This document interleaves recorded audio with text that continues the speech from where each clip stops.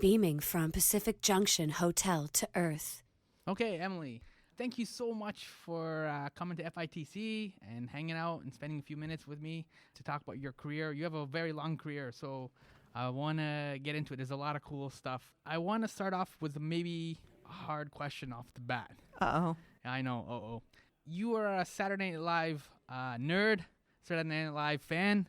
So do you have any preferences in terms of either the cast members or characters or sketches that are some of your favorite? You got almost 40 years of stuff to choose from. I know it's a hard one right off That's the bat. a really hard question because I started watching Saturday Night Live when I was, a kid when it first aired. And I think I've seen every episode ever. We didn't start working on it till about 20 years ago, but I was a huge fan beforehand. Well, my favorite skit of all time probably is a filmed piece directed by Jim Signorelli that is celebrities lost auditions for Star Wars. Oh, yeah. And the first time I ever saw that, I laughed forever, and I still have a really soft spot in my heart for that one. There's a lot of absurdity in that one. Yes. And I also am a huge fan of some of the commercials we've worked on, Crystal Gravy, Cookie Dough Sport. And Cookie Dough Sport was gross. No offense. No, it's gross on purpose. Yes, I know. And by the end when Will Ferrell's just rubbing it all over, I'm like, okay, we're done here. And then cast member wise, oh God, of course there's the original cast, and then Bill Murray, and who was not in the original cast but started in year 2. I love right now. I love Kate McKinnon. I think she is crushing it in every episode, every character. She's so wonderful. You perk up when she shows up in the scene, right, or in the sketch. And she really commits to the bit. She's fully present in it. She's just so wonderful. So, right at this moment, okay, she's my fave. See, that was a hard question right off the bat. I bring up Saturday Night Live because you've worked on the opening credits for it. And what has Saturday Night Live taught you about time? Because that's the whole theme of that show, right? Like, you got to go on at 11:30 no matter what.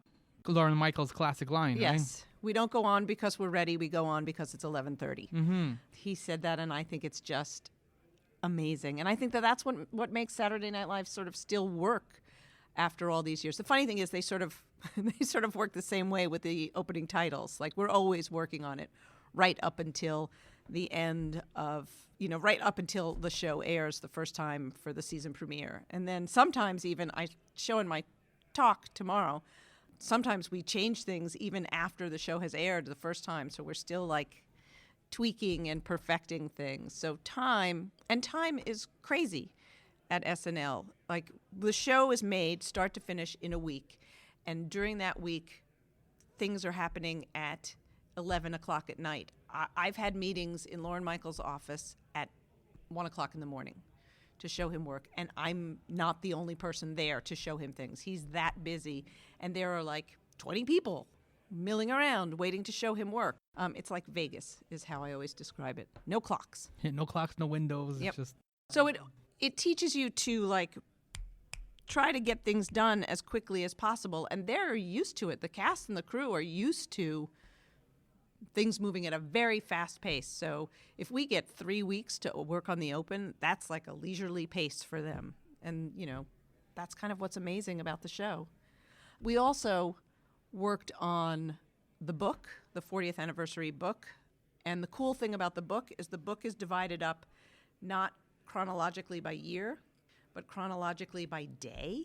You're talking like Monday, Tuesday. Yeah, so because everything, the way Saturday Night Live is built has been the same since it started. So everything that happens on a Monday always happens on a Monday. Ideas are pitched. And then read-throughs happen. And then dress rehearsal happens. And then the show airs. So you can mix all the years together. Because anything that happens on a Tuesday, whether it's from 1997 or 2005 or 2018, still happens on a Tuesday. So it's kind of cool the way it works. I like how they kind of reset too on the Sunday, like Sunday is the day of rest. So whether the episode went well or there were some good sketches or there was some controversy, doesn't matter what it is. Clean slate. It's clean slate, and then you get to just reset, breathe again and get back up on Monday and do it all over again. Kind of glad we only have to do that once a year. Yes. Once every 3 years. I want to pick up on that theme of like once every 3 years. Like, what is the impetus time to change the opening credits for like a show like that? What is the spark, or what is the reason? Well, it depends on. Sometimes if there's a lot of change in the cast, they want to do a new one, because what we do when there's a little bit of change is the person from the show who's in charge of the film unit will shoot new footage of the new cast member, and then we edit it in and do new type for it. But sometimes it's mostly what Lorne feels, like what he thinks is right, and he's been pretty accurate. They start to feel a little bit old after time. This is the fourth year for this current title sequence, which I am very fond of, but I have a feeling 4 is the longest time. And then sometimes it's something like the 40th anniversary, which was the reason that we changed the titles 4 years ago. Sometimes it's just because they've been black and white for too long, and now color feels like the right thing. It varies. But I think 3 to 4 years, and Lorne's desire to both switch up the cast a little and the feeling. Your body of work is kind of similar to Saturday Night Live in the sense that you have a large body of work. And I asked you at the beginning about like your favorite sketch. Can you separate any of your work from the past, or are you just always like Lorne Michaels and just looking forward to 11:30 and what's the new thing and what the next project is? Oh, I don't know. I think I'm a little bit of both. Like, I'm very sentimental, so I like a lot of the projects of the past, and I like to talk about them, and I like to think about them. Like, I loved the work I did and my time at M & Company with Tibor and Myra. That was, amazing, and I still think about it a lot, and I'm still proud of it. And I still talk about M & Company and use the word we, which is funny because I haven't been there in a long time. And then I think about number 17, and I'm really proud of that work, and I still think about it, and I still, loved collaborating with Bonnie. And when I talk about number 17, I still say we. And now at Pentagram, I get to say we again, like we. You've been smiling the whole time too, as you've been kind of talking about the old school. But I also like looking forward. I like thinking about what's next. So it's really good. And I like when things end and something new begins. Although sometimes it takes forever for something to end. Like, you keep sort of new little things pop up, and you keep working on them. Yeah, bad ideas have a habit of sticking around too for a while. Yes, that's true. So I guess I'm a little bit of both. I'm also a worrier and a tinkerer, so I worry about things even after they're done. Like, was that right? Did I make the right decision? Was that color too? All of that stuff is sort of in my constant ruminating about work. I want to pick up on the theme of like the opening credits, like because you've done like the Tonight Show with Jimmy Fallon, Queen Latifah, Saturday Night Live. This it might be a dumb question, but what is the purpose of the opening credits? Like, how did you view, or how did you approach the opening credits? Because sometimes the audience kind of glosses over that, or they don't really kind of pay attention to that. You know what I mean? They're coming to see whoever the guest is on Saturday Night Live, or whoever Fallon has. I need to, for the record, we did not do the titles for The Tonight Show. We did the logo for The Tonight Show and talked to them about the titles, but we were going to do the titles, but then at the last minute, they called me and said, Spike Lee has offered to do our opening titles, and we're going to go with Spike. And I was like, yeah, I would too. Okay. You really should. If Spike Lee says he's going to direct your opening titles, go for it. You should do that. Which I also love. I care enough about my clients, or some of them. And Jimmy Fallon is a wonderful client. He's smart and intuitive, and he loves design. And so I care enough about them that doing the right thing, didn't mean to make that joke, but no, there it is. Well played. Is important. So it wasn't an ego thing with me about the Tonight Show titles. It was that's the right thing for you to do. The best work wins is kind of like your mentality. I believe that sometimes, the best work, sometimes I see work for jobs we didn't get, and I'm like, that's not as good as what we would have done. But that happens too. Yeah. I don't want to say that I'm completely without ego or bitterness, because I have that. Yes. But with stuff like that, it's fine. Anyway, the job of the opening sequence is to cleanse your palate and sort of set you up for whatever you're about to see, to sort of prepare you, get your head focused, and get you into the content of the story. And hopefully it helps tell the story a little bit.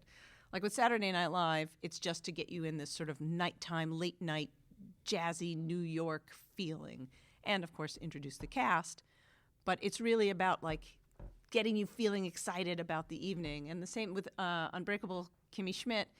It was about sort of showing you the sort of exuberance and the joy of the story despite the crazy circumstances that this story has as its backstory. Yeah, there's a lot of pop and a lot of color, right? So you mentioned working with Tibor. Associated with him is this idea of being fearless and kind of being a visionary. Was it intimidating ever working with someone like that, just because knowing that you're going to go down these roads? Or like, did the fear ever set in? Or you're like, all right, let's do this. Let's go down this road and then kind of see where this goes? I would say, again, a cop-out answer, both. At M& Company, I was always afraid of being fired, but I was never in jeopardy of being fired because I loved my job and I loved M& Company and I worked really hard. Tibor was one of the smartest, funniest, fastest people I've ever known. He was great at finding the little idea in something and turning it into a big idea. He was great at being, what's the word I want to use? A contrarian. He was a great contrarian, and he knew when that worked well. He was always interested in the idea first and making a statement, not necessarily what the client wanted. And usually that worked out well for us at M& Company. Sometimes it didn't. But it was always exciting. He was a volatile person, not volatile like physically volatile, but he was intense. Yeah. Sometimes it's that kind of cliche a little bit with creativity, where sometimes it's not always like, there's like a lot of energy with it, with that creativity, that whirlwind kind of mentality, right? Yes. And so that sometimes is partial. I don't know why that cliche is there for creativity, but it's there. It's probably because it's not a cliche. I learned so much from him, including, the idea that you're always working. Like, you're always looking for the idea. Even when you're not at work, it's always percolating in the back of your mind. And also he had Myra. And she was his other, I would say, secret weapon. That's a good term for her, yeah. Yeah. She was smart and funny, and she could take Tibor out of whatever head he was in and bring him into another way of thinking if something needed to be done. And of course she was delightful and starting out her illustration career, and I mean what she has become in terms of sort of being a national living treasure is really incredible. But she was always that. It's just now more people know it. And how did you work then in terms of your partnership with Bonnie when you went to do Number 17? Number 17. How did like that partnership work? Because now you are out on your own. Like you said, you've learned all these things from M& Company, and you're fearless and you're bold, and you're going to step out now and you're going to do all these things. How did that partnership kind of start to form and start to work? Bonnie and I met at a small design studio that we were both working at right before I started working at M & Company, and we became best friends instantly, like literally at hello, like, hi, want to come over to my house? And we always knew that we wanted to start a company together, but we also both knew that we needed to sort of do different things, learn. It's like meeting the person that you want to marry and then deciding to date around a little bit first. But I went and worked at M & Company, and she went at work and worked at VH1. But the whole time, like, work was something that we were both really passionate about. We loved our jobs, and we talked about work all the time. And then when the time was right, we started Number 17. And our partnership, I would say, was pretty intense. Like, we did so much together. Like, we were the design equivalent of finishing each other's sentences, I would say. Like, we agreed on most things, and it was fun to like have a company with your best friend. And I think that we spent a lot of time, again, thinking about the ideas and thinking about things that made us laugh and thinking about, different ways of telling the story that was more about what the thought was behind it necessarily than what it looked like. You talk a lot about this kind of like intensity and this hustle. Is this kind of influenced a little bit by New York City as well? For sure. I mean, I would say for me, for New York City is like a intense place to be. It's like there's a lot of energy and activity and hustle and bustle and Yeah, because even Sure. the hot dog guy wants to get up and sell so many hot dogs. Like everybody's kind of like working and like everybody's got an angle. yeah, New York City. So you eventually leave your partnership with Bonnie, and then you end up at Pentagram, which is pretty cool. For people that don't know, just who's it's the Justice League lineup of like graphic design. That's very nice of you to say. But yeah, I get to go to work every day and be able to call people like Paula Scher and Michael Beirut my partners. But everyone, all the partners at Pentagram in New York, Natasha Jen and Eddie Opara and Michael Garricky and Luke Heyman and Abbott Miller, they're all amazing designers whose work I always admired, and it makes you up your game. And it's funny, I actually always describe Pentagram like the cast of Saturday Night Live, because the people who were the original 5 members of Pentagram are not partners anymore, but the zeitgeist of what Pentagram is and how it works and the passion for what we all do here in London and in Austin and Berlin is still the same as 45 years ago. Have you learned a lot about culture and how those small organizations like Saturday Night Live or The Tonight Show or any of the other shows that you worked on, like, are you able to translate that back to Pentagram, or does Pentagram influence you in terms of culture? I'm not sure I understand. All these organizations, they have a culture and they have a flow and they work different ways and they have a shorthand where they work with each other and things like that. When you take something like Pentagram, are you just kind of just open to the culture that they have there and then you kind of accept that, or do you just bring some of the culture and some of the lessons that you've learned from like working at these other organizations and inject some of that into that? God, I am like the little bit of both person today.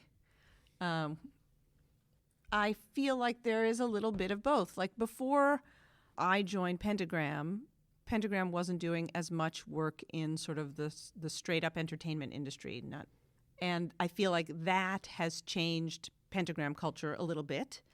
But I have also learned so much by being part of how Pentagram works. I have learned, and also it's amazing that if I'm having trouble working on an environmental brand identity, I can literally ask Paula what she thinks, and I get her creativity by osmosis into the project we're working on, because she'll do a real and honest crit, because we all want the work to be the best work that it can be. So I've learned something from every single one of my partners about how I'm kind of like a sponge with the way they work. I try to learn and see what they do and sort of tailor it for each project, and then try and get their help. And then I think that the silliness of some of the work that we do on my team permeates into their work as well, I hope. Mm-hmm. We don't only do silly things. We also do serious things. I want to stay with the silly for a second, because you recently did some stuff with Snoop Dogg and his weed company.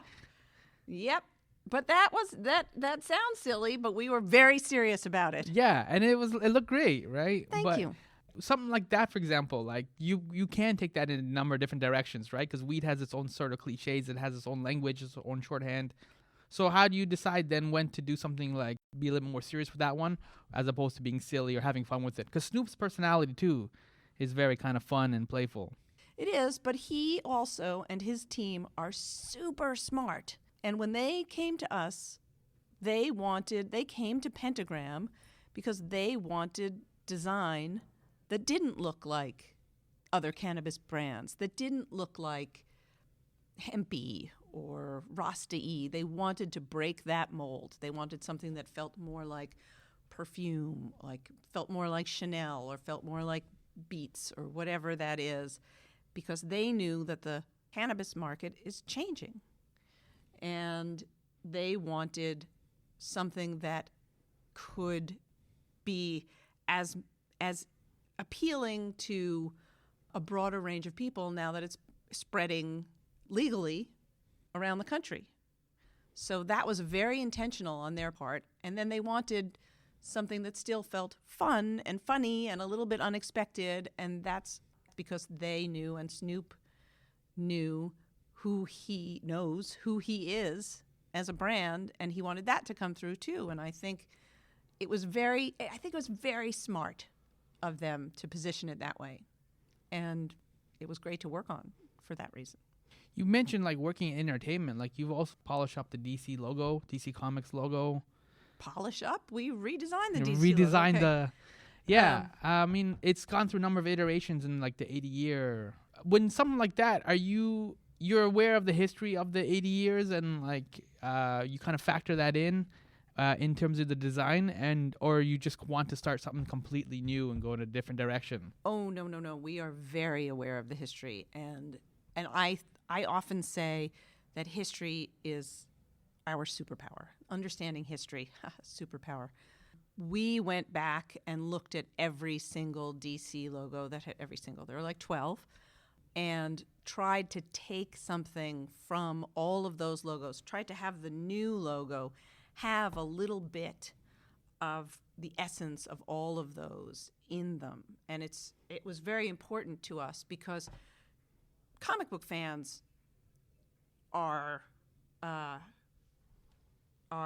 ferocious, I would say. Not ferocious, but they're very passionate about comics. Mm-hmm. That's why DC's able to last 80 years, right? People keep investing in it and keep investing in Batman and Wonder Woman. And so we wanted to sort of pay homage to that, the passion of the fans. And we wanted to design a logo that my first thought was we should go back to the Milton Glaser logo because it's Milton Glaser. And it's like the logo of my childhood. It's the logo I think of, but for a variety of reasons that couldn't happen. So we tried to again take the essence of what that stood for and look at the letter forms and boil it down to its simplest, easiest, most identifiable elements. And I hope we did. I think have continued to do a really good job of evolving the way the logo is used in a way that I'm really pleased with. Mm-hmm. They've added little boxes now with the characters on the covers for the issues and things like that. So it adds a lot more flavor to the cover, which is obviously what's selling the books, right? Right. But you also worked on Justice League as well with them. Is that going to be a continuing relationship with DC Entertainment, like working on different projects with them? I hope so. They're a great client. They're also they are smart. The people in the DC brand and the marketing arm of DC have been very smart and very conscientious, I would say, in terms of how they handle the brand. We just finished doing a redesign of the Vertigo logo. Well, we're not. Yeah, it was approved. Just approved like a week ago. Okay. A redesign of the Vertigo logo. I don't know if you're familiar with the Vertigo yeah, logo. it's their kind of more adult-y kind of line, and they kind of go down that darker path sometimes, a little bit of horror. And So it had to change for some reasons. But again, because of my deep respect for the fan base, we didn't change it very much at all. So there are certain things, it's now going to be in conjunction. Oh, I don't even know if I can talk about that. Anyway, to be continued. Right. Like a classic comic book. Exactly. Stay tuned. Yeah. Will the Vertigo logo be completely changed? Tune in. There you go. Way to sell it. I bring up all these examples because, entertainment's kind of been one of your primary bread and butters, right? Like, you've kind of worked on all these different shows, from Sex and the City, we mentioned Saturday Night Live, to DC Entertainment currently. Is that always kind of been your focus, or is just that after a certain point you just kind of fell into that area and then just kind of kept rolling with it? And as people kind of came to you, it just kind of made sense to keep rolling? Damn it, a little bit of both. I'm right down the middle with these answers. At least you're owning it, though. Right. I love pop culture. I love it. I considered being an actress a long time ago. This is kind of like my smell of the grease paint. This is as close as I'm going to come to that dream. Though it's a dream that I chose to give up. I'm just going to say, I decided I didn't want to be an actress, but that, film and motion graphics and graphic design was really where I needed to be. But I love doing it for entertainment. We do this thing called the Spirit Awards every year, which are kind of the anti-Oscars. They happen the day before the Oscars on a beach in Santa Monica, and we do that. It's a nonprofit organization called Film Independent that supports them, and we love what Film Independent does, and we're passionate about filmmaking and content, so we love doing that. It's definitely a little bit of both. Oh, plus, once you start to do something and you do it well. That's what I was asking, if you could just kind of like, after a certain point, people just realize, oh, like, she's a good entertainment, like, graphic designer, so. I never take anything for granted, and nothing is a sure thing. Like, there's always somebody else who wants to do the same thing, so. You put the to be continued for Vertigo, but do you also like that access as well to kind of see what's coming down the pipe, what new people are working on, and like, because that's part of an exciting part of entertainment as well. Oh my God, I love it. I mean, when we worked on Ready Player One, I loved getting to read the script before the script, before the film was made.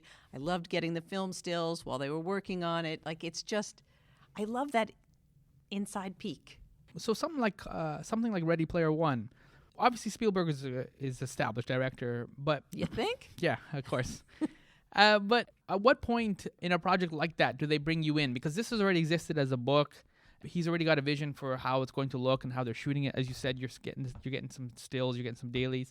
At what point then do they bring you in to start influencing or to start to design the actual logo and those kind of things? I mean, we were brought in pretty early because they were just starting to shoot the film when they asked us to start working on the identity. Nowadays marketing is really important in the film world. It's especially in big blockbuster commercial films. It's an important part of it. We work with a man named John Stanford at Warner Brothers, and he is a wonderful creative director for us. We have done a bunch of movie titles with him. He also is smart and really interested in the content, and in a way that I think is different than most. I think a lot of times when movies get titles done for them, not titles, because we don't do titles, we do logos, but there are a lot of companies who just ask for people to do like logo, but we really sit down and think about what the story is for that logo, what the idea is behind it. You had a little maze kind of. Yeah, that was, because the whole thing is the pursuit of an egg, we wanted to hide that in the logo. And it was really fun for us when they released the logo and fans started to find that.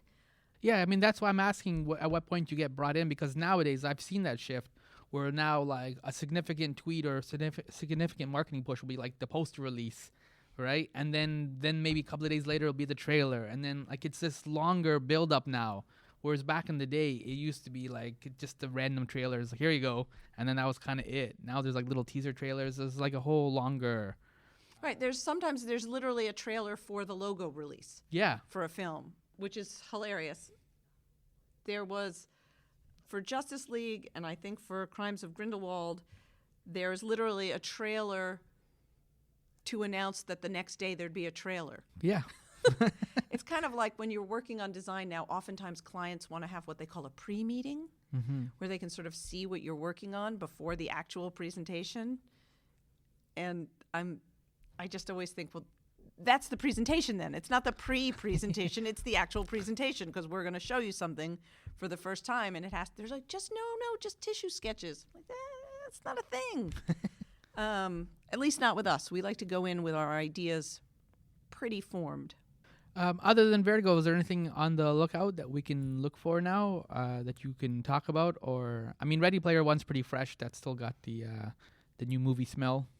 It does still have that new movie smell. Well, let's see. A lot of stuff that we've been working on did just get released. Crimes of Grindelwald, that's the new Fantastic Beasts movie. The Wizarding World Identity just got released. Ready Player One. Gosh, we're really busy, and yet I can't think of anything to say. Look down the. We're working on the new Wing magazine, No Man's Land, but that's not exactly what we're talking about. Ooh, I don't know. I can't think of anything. I want to go back to one of the points that you made earlier, and like you kind of went down. I just thought of something, but What? you know what? I can't talk about it. Okay. So you're either both or you're like teasing. I like that. But I want to go full circle back to one of your earlier points, which was like, I asked you like, are you always looking forward to like 11:30, or can you look back? And you mentioned that sometimes you're not always kind of, I guess, satisfied with what kind of gets released, or you kind of wish you could go back and do it or whatever. Do you have that kind of reset like Saturday Night Live, where you can then just like, okay, I have this new project now, I have Ready Player One or something, I got to just put all that other stuff aside and then kind of have new hope for this new project? Yes. Yes, always. A new project is a new chance, new opportunity. And sometimes you take things that you've learned, hopefully, if you're smart, you take what you've learned from other projects, but yeah, it's a new problem to solve, and I'm pretty excited every time. Like I'm able to sort of get my enthusiasm up every time. It's hard, Yeah. but again, we're lucky enough, I would say, at Pentagram or on my team to get to do a lot of really exciting and interesting work. Like we've sort of embarked on this whole new path of doing a kind of activism work. We're working on a initiative for the AIGA to double the amount of women in leadership roles and make sure that women are getting equal pay in the design community. We're working with an organization called the Federation, which is to democratize art and be able to make statements in the face of things like the immigration issues. Trump stuff as well. Trump stuff. It's kind of like a moment where we really should, if you have something that can help make change, Yeah. now is the time. Trump will be good for graphic design in a weird sort of way. You want to know what I say about Donald Trump? What you got? The only thing that Trump has actually made great again is Saturday Night Live. Yeah, there you go. So kind of lived up to that promise. And what can people expect now? Because like we covered a number of different projects. So for your talk tomorrow at FITC, what can people expect, or what are you going to be covering, or you All of it. All of it? Well, my talk is about. It has 3 titles because I have trouble making up my mind. But the thing that it's mostly about is the idea of. It's called "It's Nice to Be Nice to the Nice," which is that when you meet someone and you work with them, you never know where they're going to show up next. And so if someone is good to you, you should be good to them, kind of a pay it forward thing. And the other thing that it's about is called Because, which is a similar idea, but it sort of talks about how one kind of project led to another kind of project that led to another kind of project that led to another, and it's sort of a narrative over the course of things that I've done. And so everything that we talked about today, with the exception of the Vertigo logo, will be in tomorrow's talk. Okay, that should be very exciting. Thank you for taking some time, and we've covered like from Saturday Night Live right up to Vertigo, which will come out eventually. So we'll have to look forward to that. Thank you, Emily. Okay. No, thank you. It's been a pleasure. This is Sam Union from My Summer Lair. You can follow me on the Twitter at My Pal Sammy. So thank you.